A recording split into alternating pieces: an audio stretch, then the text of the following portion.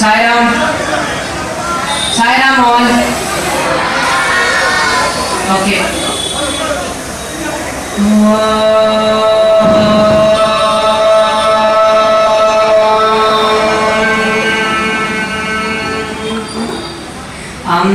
அம்பலத்தாடும் நடராஜமணியும் நீயே பார்க்கடலில் பள்ளி கொண்ட பரந்தாமனும் நீயே மூலரை படைத்த பிரம்மனும் நீயே ஜோதிமயமே सुंदर रूपने श्री सत्य साधने अंदर तो मिल सलिके अंदर बना प्रतिके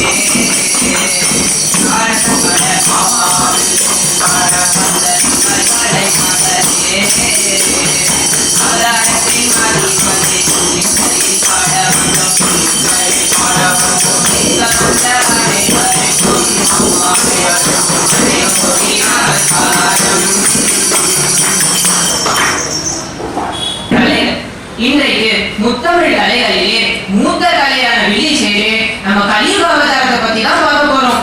உங்களுக்கு தசாவதாரம் என்னன்னு தெரியுமா? தெரியுமே.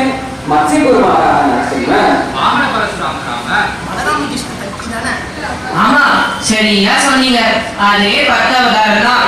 அதுல கிருஷ்ணாவதாரத்துல பகவத்கீதையில கிருஷ்ணர் என்ன சொல்லியிருக்காரு தெரியுமா? யதா யதா ஹி தர்மஸ்ய க்ளானிர்பவதி பாரத அப்யுத்தானமதர்மஸ்ய ததாத்மானம் ஸ்ருஜாம்யஹம்.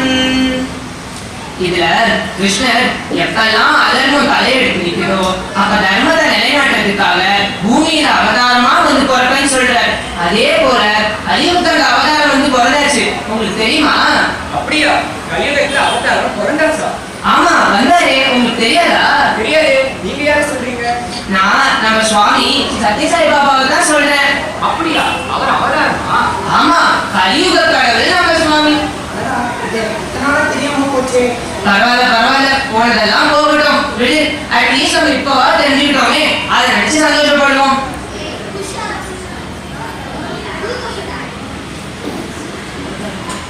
ஆமா, அவதாரம் என்ன?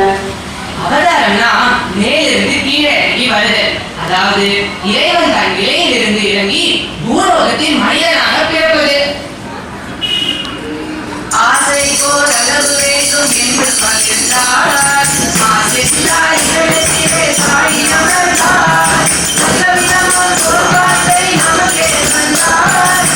சாகதாரமாய் சாயியே வந்தார்.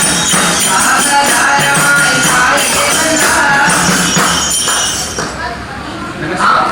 ஆமா, கடவுள் எதுக்கு அவதாரமா வந்திருக்காரு தெரியுமா உங்களுக்கு? நம்ம எல்லாரையும் கரை சேர்க்கதான்.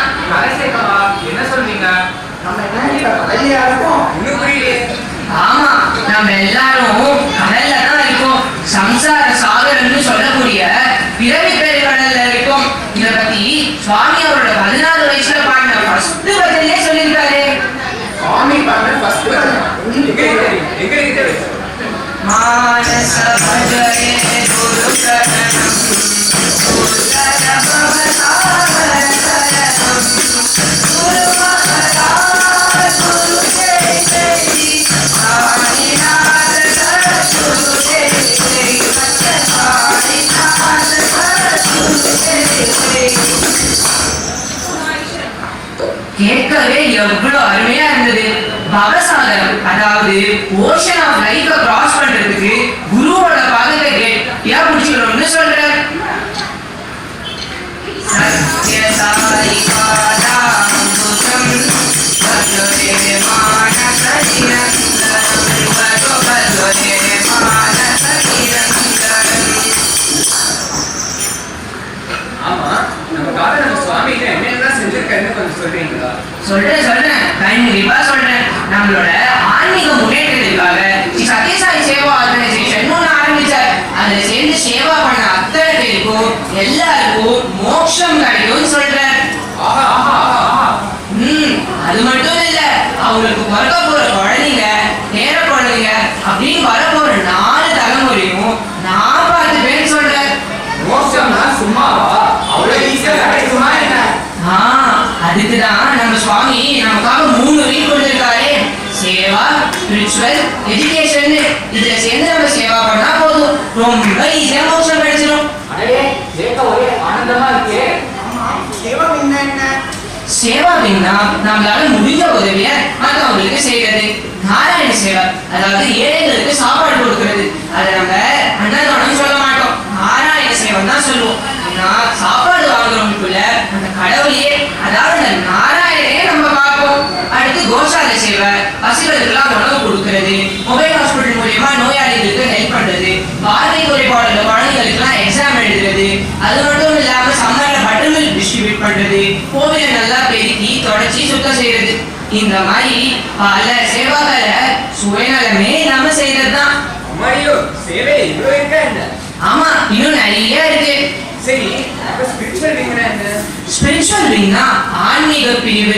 பஜன் பாடுறது, வேதம் சொல்றது, கோவில் பெய்தி கோவில் இருக்கிற ஆக்டிவிட்டிஸ்லாம் பங்கேற்றது, அப்புறம் சுவாமிக்கு சகசநாம அர்ச்சனை பண்றது, இது எல்லாமே. அப்போ ஜோடி இரிகேஷன், ராமாயணம், பாகவத சப்தாகம் பண்றது, ஸ்டடி சர்க்கிள் இதெல்லாம்? ஆமா, இது எல்லாமே தான். பரவாயில்லையே, உனக்கு ஸ்பிரிச்சுவல் விங் பத்தி நிறைய தெரிஞ்சிருக்கே. எஜுகேஷன் என்ன? எஜுகேஷன் விங்னா நம்ம பால விகாஸ் கிளாஸ். பால விகாஸ் குரு 5லேருந்து 15 உள்ள வயசு வர குழந்தைங்க எல்லாருக்கும் ஸ்லோகா, ஸ்டோரி, பஜன், மெடிடேஷன் நிறைய சொல்லி கொடுப்பாங்க. ராமாயணம், பகவத்கீதை, அதுல இருக்க வேல்யூஸ் எல்லாம் ரொம்ப சிம்பிளா ஒரு கேம் மூலியமாவோ இல்ல கதை மூலியமாவோ புரிய வைப்பாங்க. ஒரு செடி சின்னதா இருக்கும் போதே அதுக்கு அளவா தண்ணி விட்டு எரி போட்டு நெய் போட்டு வளர்த்தாதான் அந்த செடி நாளைக்கு ஸ்ட்ராங்கா ஸ்ட்ரெயிட்டா வளரும். இதெல்லாம் பண்ணாம விட்டுட்டு அந்த செடி நாளைக்கு போனதா வந்து மரம் ஆயிடுச்சுன்னா திருப்பி ஸ்ட்ரெயிட் ஆக முடியுமா? திருப்பி 5ல வளையாது 50ல வளையுமா என்ன? சரியா சொன்னீங்க. அதுக்காக தான் குழந்தைங்களுக்கு சின்ன வயசுல இந்த மாதிரி வேல்யூஸ்லாம் சொல்லி கொடுத்து வளர்த்தா நாளைக்கு சுற்றி இருக்க உலகம் எப்படி இருந்தாலும் குட் குவாலிட்டியோட ரொம்ப ஸ்ட்ராங்கா இருப்பாங்க. அதுக்கு தானே நம்ம பால விகாஸ் கிளாஸ். நீங்க சொல்றதெல்லாம் கேட்டா இந்த சேரத்துக்கு நிறைய பணம் கட்டணும் போல இருக்கு. அதுதான் இல்ல, இதுல சேர்ந்த நீங்க 1 ரூபா கூட கட்ட வேண்டாம், எல்லாமே ஃப்ரீ தான். அப்படியா? இந்த காலத்துக்குள்ள இப்படிதான் இருக்கா என்ன? இருக்கே. இதுல நீங்க சேர்றதுக்கு முக்கிய தகுதி சேவை மனப்பான்மை மட்டும்தான்.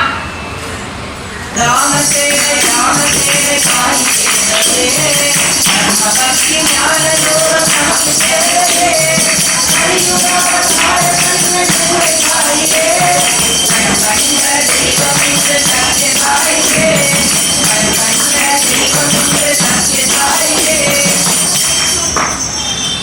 ஆஹா, ஒரே ஆச்சரியமா இருக்கு. இதுக்கே ஆச்சரியப்பட்ட அப்படி இன்னும் நிறைய சொல்றேன் கேளு. அன்னை கேட்ட 3 வரம் அன்புடன் தந்தார், அறிவு கூர்த்து தோன்றினார், கங்கையாக வந்து சாதம் சீட்டார், கங்கையாக வந்து சாதம் சீட்டார். இது மட்டும் இல்ல, சுவாமி என்னென்னலாம் பண்ணியிருக்காருன்னா புட்டபர்த்தி, பெங்களூர், அனந்தபூர்லாம் நமக்காக ஸ்கூல் காலேஜஸ் கட்டினாரு. அதுல சேர்ந்து படிக்கிற குழந்தைங்க எல்லாருக்கும் படிப்பு செலவே கிடையாது. ஃபீஸே கட்ட வேணாமா? ஆமா, ஃப்ரீ. நீங்க வந்தா மட்டும் போதும், மிச்சம் எல்லாத்தையும் சுவாமி பார்த்துப்பார். ஐயா ஜாலி. நானும் எங்க அப்பா கிட்ட சொல்லி சுவாமி ஸ்கூல்ல சேர்ந்து படிக்க போறேன். வெரி குட் வெரி குட், கண்டிப்பா போய் சேரு. சரி, இப்போ உங்க எல்லாருக்கும் வந்து உடம்பு சரியில்லாம போய் ஃபீவர்லாம் வந்தா என்ன பண்ணுவீங்க? டாக்டர் கிட்ட போவோம். அப்புறம் சரி, நெக்ஸ்ட் டாக்டருக்கு ஃபீஸ் கட்டுவோம். சரி, அப்புறம் கடைக்கு போயிட்டு மருந்து வாங்கி சாப்பிடுவோம். ஆனா நம்ம சுவாமியோட சூப்பர் ஸ்பெஷாலிட்டி ஹாஸ்பிட்டல்ல ட்ரீட்மெண்ட்காக போனா இது எல்லாமே ஃப்ரீ தான். வேர்ல்ட் கிளாஸ் ட்ரீட்மெண்ட் கிடைக்கும். கேஷ் கவுண்டரே இல்லாத ஹாஸ்பிட்டல் இது, தெரியுமா உங்களுக்கு? நிஜமாவா? ஆமா, ட்ரீட்மெண்ட், ஃபுட், மெடிசன் எல்லாமே ஃப்ரீ தான். நம்ம சுவாமியோட ஹாஸ்பிட்டல்ல வேர்ல்ட் கிளாஸ் ட்ரீட்மெண்ட் கிடைக்கும். பேஷண்ட்ஸ் எல்லாரும் லவ் அண்ட் கேர் நிறைஞ்ச அட்மாஸ்பியர்ல வளருவாங்க, தெரியுமா உங்களுக்கு? ஆஹா, இதெல்லாம் கேட்கும்போது எனக்கு இப்பவே சத்யசாய் சேவா ஆர்கனைசேஷன்ல சேரணும் போல இருக்கே. பேஷ் நிச்சயமா சேரலாமே. நீங்க உலகத்துல எந்த மூலையில இருந்தாலும் அந்த ஏரியால இருக்க சமிதியில போய் சேரலாம். ஏன்னா எல்லா ஏரியாலையும் தான் ஸ்ரீ சத்யசாய் சேவா சமிதி இருக்கே. சுவாமி இன்னும் என்னென்னலாம் பண்ணியிருக்காருன்னா,